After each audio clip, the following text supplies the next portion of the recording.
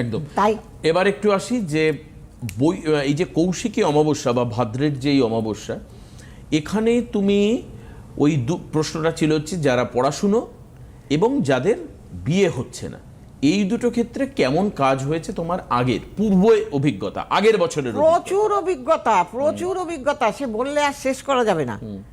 সব থেকে ক্রিটিক্যাল পড়াশোনায় খুব খারাপ এরকম একটা কেস বলো দেখি, এরকম একটা কেস যা মাথায় আসছে বনগাঁয় হেডমাস্টার, বয়স্ক হেডমাস্টার, তার ছেলে বয়সকালে বিয়ে করেছে। এবার ছেলেটা হয়েছে অল্প বয়স।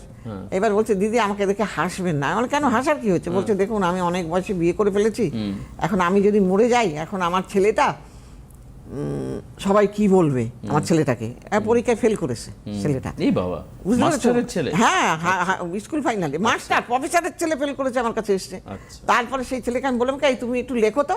তার হাতের লেখা এমন জানে মানে আরশোলার পেছনে কালি দিয়ে ছেড়ে দিয়েছে, মানে বোঝা যায় না।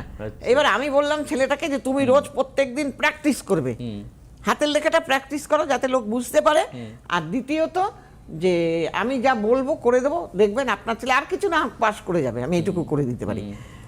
তুমি বিশ্বাস করবে না, সেই ছেলেটা যখন পাস করলো, ওর বাবা আমায় বলছে আপনাকে বনগাঁয় ভালো ইলিশ মাছ পাওয়া যায়, পদ্মার আপনার জন্য একটা নিয়ে যাব। আমার ছেলে পাস করে গেছে দিদি, আমার গায়ে কাটা ছেড়ে দিচ্ছে, পাস করে গেছে দিদি। বনগাঁর খুব ভালো বাজার হচ্ছে বনগাঁ নিউ মার্কেট। হ্যাঁ, বলছে মাছ পাওয়া যায়, যেখানে কোথায় বলতে হবে বলুন, আমি সেখানে গিয়ে